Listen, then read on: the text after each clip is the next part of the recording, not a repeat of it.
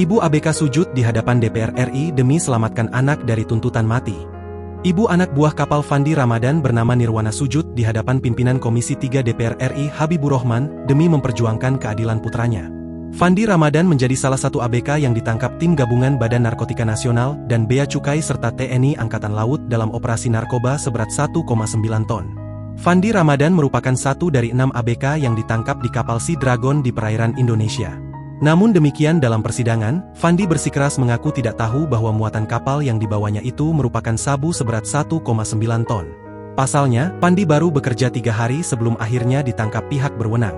Saat hendak mendapatkan pekerjaan sebagai ABK, Fandi sempat mengeluarkan uang 2,5 juta agar bisa mendapatkan pekerjaan tersebut. Namun nahas, Fandi justru merasa dijebak lantaran muatan yang awalnya dikira minyak goreng ternyata merupakan sabu seberat 1,9 ton. Namun demikian jaksa penuntut umum tetap menuntut Fandi dengan hukuman terberat yakni tuntutan hukuman mati. Kisah Fandi pun menjadi sorotan publik hingga Komisi 3 DPR RI turun tangan.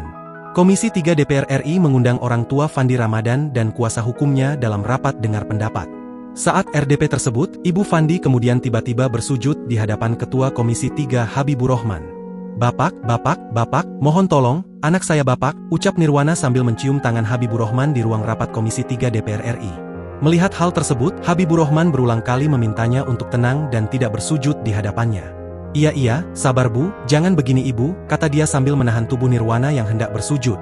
Habibur Rahman yang melihat hal tersebut kemudian membantu Ibu Fandi agar bangun. Kemudian sejumlah anggota DPR RI lainnya pun membantu agar Nirwana bangun. Nirwana pun menolak bangun dan terus menangis sambil bersujud di hadapan Habibur Rahman. Download Tribun X sekarang, menghadirkan lokal menjadi Indonesia.